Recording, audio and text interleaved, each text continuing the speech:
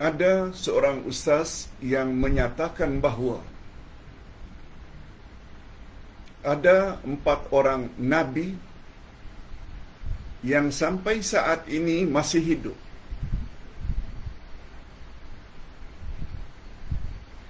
Ada seorang ustaz yang cukup popular mengatakan bahawa hari ini ada 4 orang nabi atau rasul yang masih hidup. Lalu disebut, pertama Nabi Khidir, yang kedua Nabi Isa, yang ketiga Nabi Idris, dan yang keempat Nabi Yunus. Mohon pencerahan Pak Uday. Hadirin dan hadirat, yang kita semua tahu dan yakin dengan dalil yang kokoh dan kuat yang masih hidup adalah Nabi Isa alaihi salam. Sebab ketika beliau, Nabi Isa, akan dibunuh, disalib, Allah Subhanahu wa taala angkat Nabi Isa ke langit. Dan Nabi Isa akan diturunkan oleh Allah Subhanahu wa taala ke muka bumi sebelum hari kiamat. Yang Ustaz tahu hanya Nabi Isa. Nabi Khidir tak ada dalil yang kokoh mengatakan beliau masih hidup. Walaupun kita banyak dengar cerita kononnya jumpa Nabi Khidir di Mekah ketika tawaf, ketika sa'i, semuanya itu tidak ada hujah yang kokoh. Apalagi Nabi Muhammad sallallahu alaihi wasallam bersabda. Apa kata Nabi? Orang yang pernah hidup 100 tahun yang lalu dari sekarang, orang yang hidup 100 tahun yang lalu dari sekarang, zaman Nabi ucapkan itu, sudah tak ada lagi yang hidup.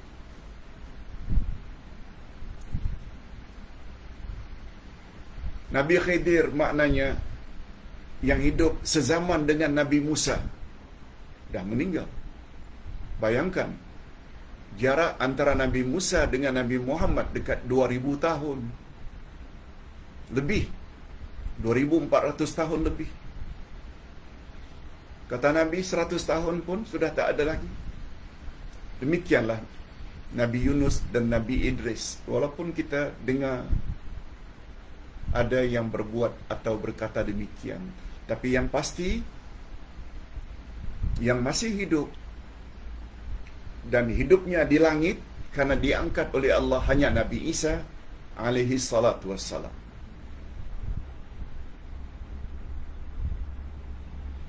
Pak Ustaz,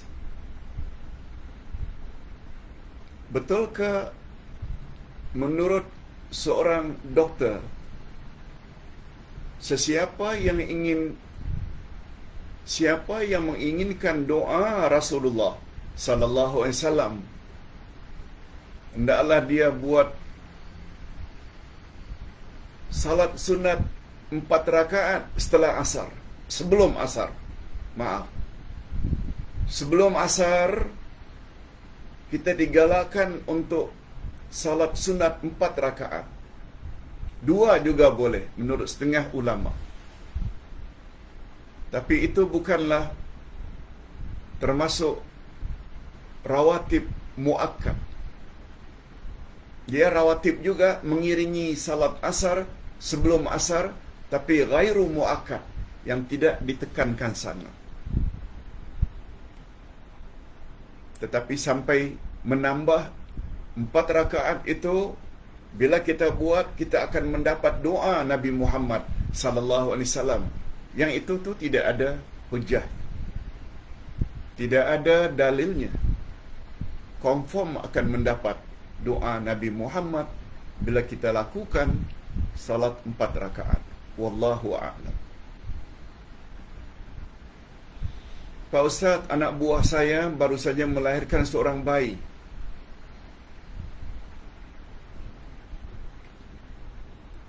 Sebaik saja lahir bayi itu dibawa ke Dewan Pembedahan untuk masukkan ususnya yang terkeluar.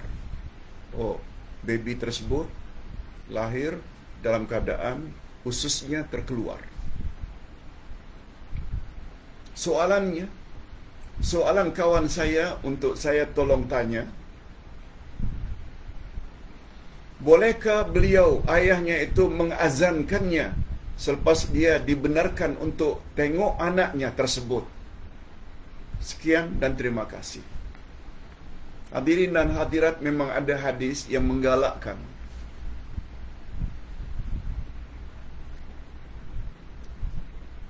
agar baby yang baru lahir hendaklah diazankan di telinga kanannya dan diqamatkan di telinga kiri.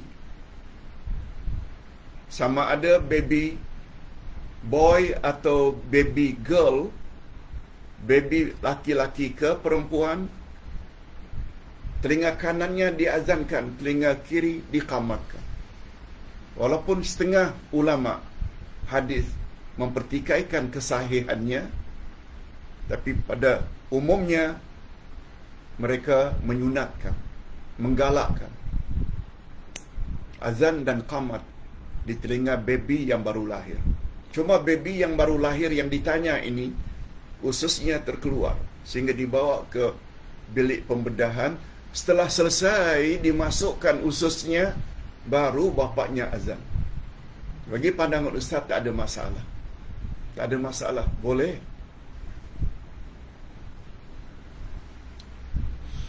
Boleh hukumnya diazankan dan diqamatkan. Walaupun berselang masa tidak langsung lahir diazankan, tak mengapa. InsyaAllah dapat fadilatnya. Pak Ustaz, pertanyaan berikutnya, salat syuruk adalah perlu atau tidak?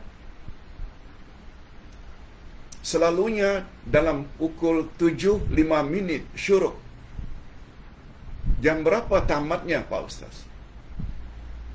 Ya, hadirin dan hadirat, di dalam jadual waktu salat, selain imsak, subuh, syuruk, zuhur, asar, maghrib, isyak, subuh,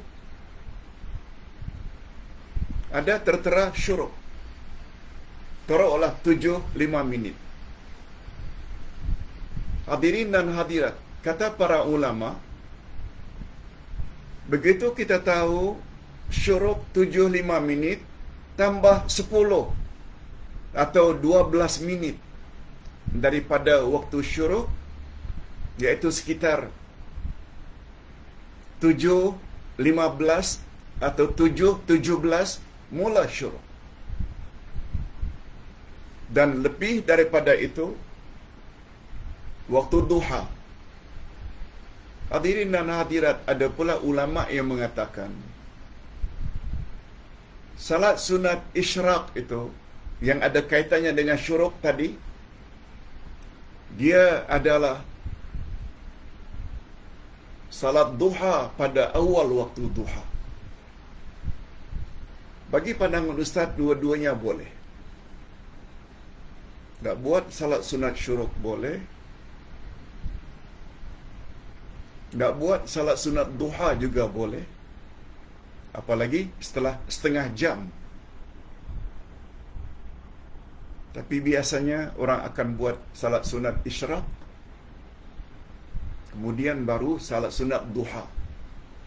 Sebab salat sunat duha yang paling afdal. Ustaz ulang, salat sunat duha yang paling afdal apabila matahari sudah tinggi. Jam 10:30, jam 11.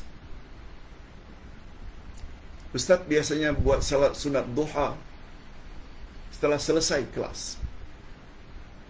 11:30. Hadis sahih riwayat Imam Muslim. Salat sunat awabin adalah salat sunat duha yang dilakukan ketika matahari tinggi.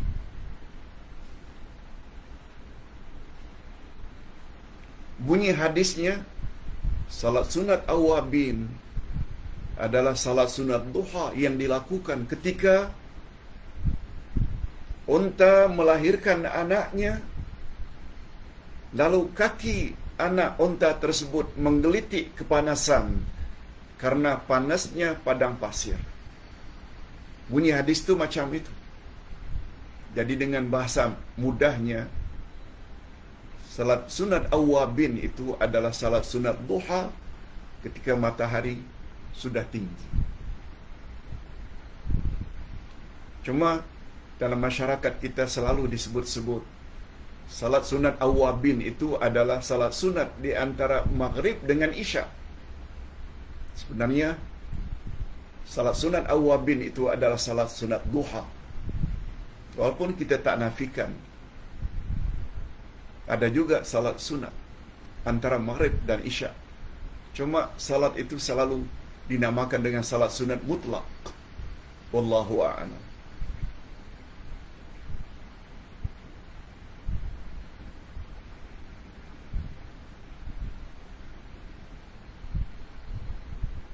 Pak Ustaz, kita disuruh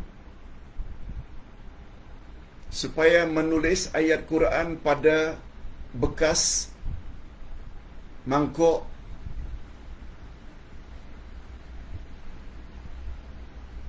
dengan apa sebaiknya kita tulis, Pak Ustaz? Kemudian tulisan tersebut kita hapus dengan air mineral, lalu kita minum air tersebut. Boleh tak? Jawabnya boleh. Ini pernah menjadi amalan Siti Aisyah radhiyallahu anha, dan juga menjadi amalan para sahabat.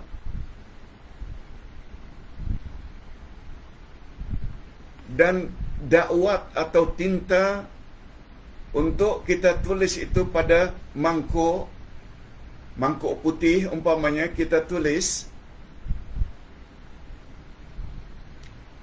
dengan kayu. Dakwatnya itu sebaiknya adalah saffron. Mungkin bahasa Melayunya kuma-kuma, yang selalu kita campur untuk nasi minyak kalau tak salah. Saffron.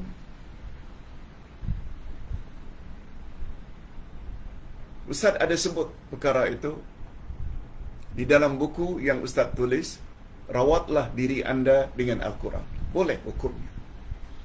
Tulis umpamanya Ayatul Kursi atau 3 Qul atau Al-Fatihah, kemudian kita hapuskan dengan air mineral di dalam bekas tersebut, lalu disuruh minum. Boleh insya-Allah amalan seumpama itu. Wallahu a'lam. Itu amalan para sahabat.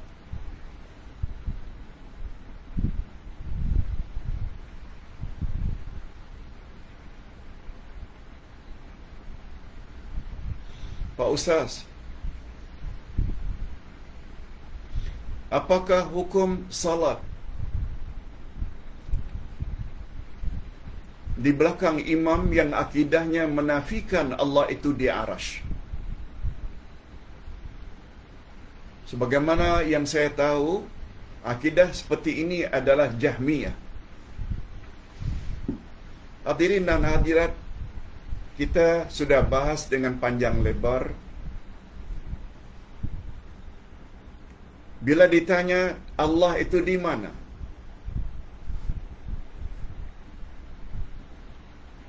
Ustaz dah jelaskan. Jawaban salafus saleh.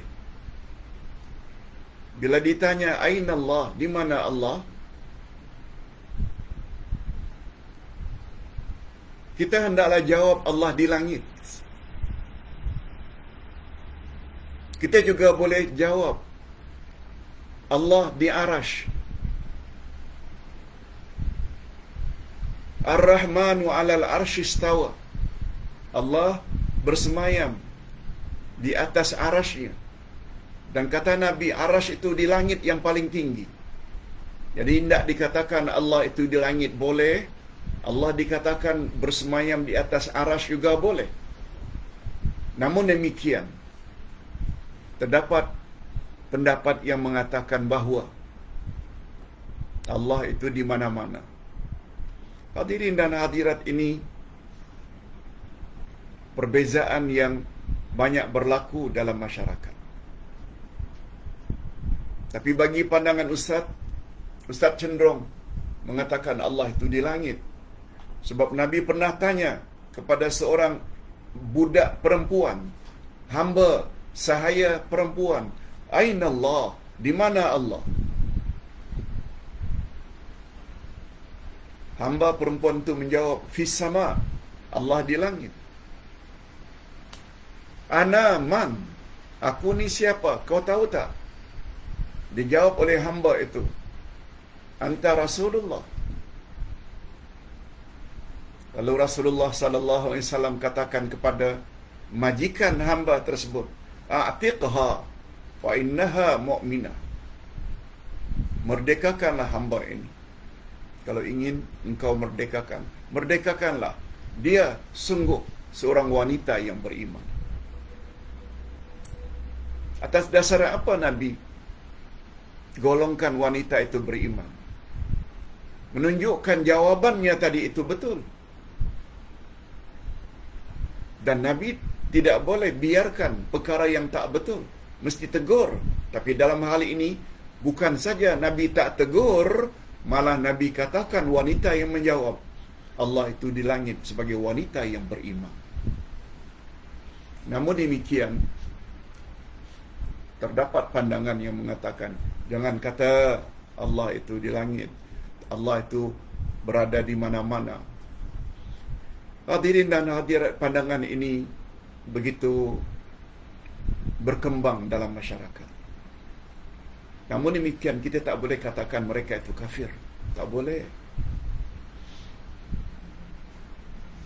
Kita hormati pandangan mereka. Kita beritahu. Sebagaimana mereka juga perlu hormati pendapat kita. Cuma dalam hal ini bila ditanya, "Pak Ustaz, bolehkah kita berimamkan imam yang punya kepercayaan semacam itu?" Bagi Ustaz, boleh insya-Allah. Tak jadi masalah. Ingat kaedah. Kita kena berbaik sangka dengan sesama Muslim. Cuma keyakinan sedikit berbeza. Karena mereka punya pandangan macam itu. Gurunya cakap macam itu. Ingat selalu kaedah. Sah imam, sah makmum. Batal imam, sah makmum. Oleh sebab itu, andai kata imam buat beberapa perkara bid'ah yang kita tak setuju, ikut saja. Kita sebagai makmum tetap akan diterima oleh Allah salat kita walaupun imam buat lain. Begitu ketika Allahyarham bin Baz, mufti Arab Saudi, ditanya, boleh tak kita ikut berjamaah sedangkan imam itu buat beberapa bid'ah yang kita tak setuju? Kata Allahyarham, ikut saja. InsyaAllah salat kita diterima oleh Allah. Tentang urusan imam itu urusannya dengan Allah Azza wa Jalla. Pak Ustaz, pertanyaan yang terakhir. Ada satu ceramah mengatakan bahawa umur umat Nabi Muhammad sallallahu alaihi wasallam sekitar 1500 tahun. Yahudi 2000 tahun.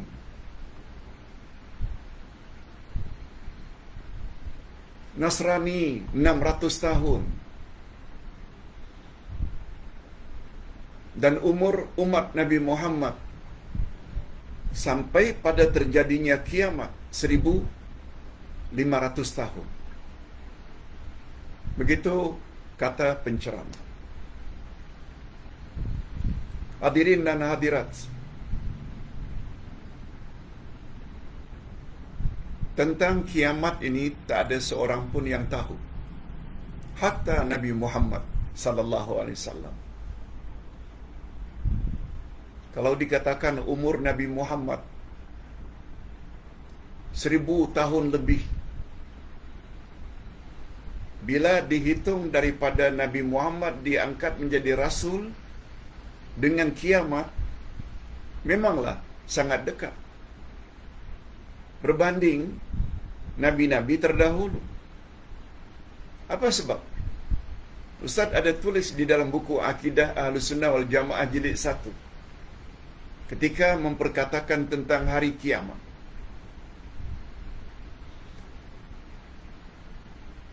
Umat Nabi Muhammad dengan terjadinya kiamat sudah dekat.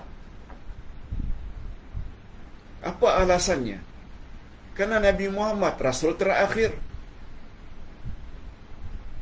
Tidak ada Rasul lagi setelah Nabi Muhammad. Maknanya, syariat Nabi Muhammad, ajaran Nabi Muhammad berkuat kuasa hingga kiamat. Tentulah lebih dekat berbanding dengan kiamat dengan Nabi Musa, kiamat dengan Nabi Ibrahim, kiamat dengan Nabi Ismail, kiamat dengan Nabi Ishaq. Kiamat dengan Nabi Muhammad diutus sudah semakin dekat. Yang itu kita tak boleh nafikan. Cuma bila kita memperkatakan tentang bila kiamat akan terjadi, Ustaz ingin tegaskan, tidak ada satu pun manusia yang tahu. Hatta malaikat Jibril, penghulu semua malaikat, tak tahu. Jibril pernah tanya, mata taqumu sa'ah, bila kiamat akan terjadi, hai Muhammad? Nabi Muhammad hanya jawab, mal mas'ul anha bi'a'lam minas sa'il. Tidaklah yang ditanya ni lebih tahu daripada yang bertanya. Maknanya, aku tak tahu sebagaimana engkau juga tidak tahu. Baru Jibril merubah pertanyaannya. Apakah tanda-tanda kiamat? Nah, yang itu Nabi boleh jawab. Wanita akan lebih ramai daripada lelaki. Manusia dapat bercakap dari jarak jauh. Dan lain-lain. Cuma yang menarik hadirin dan hadirat, seorang sahabat Nabi pernah tanya, ya Rasulullah, mata taqumu sa'ah?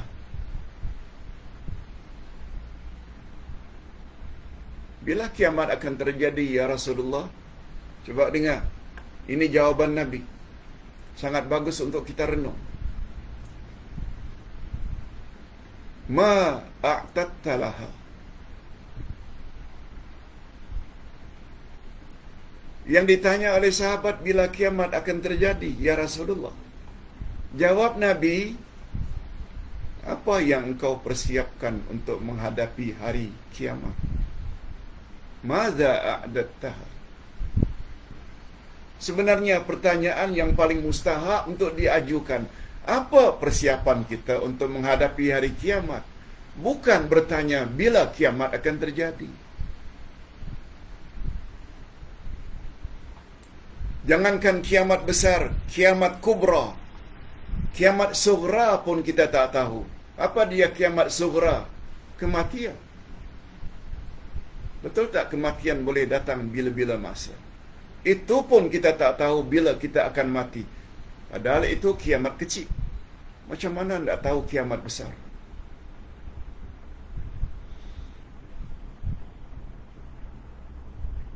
Itu sebabnya kata Nabi, orang beriman yang bijak ada dua syaratnya.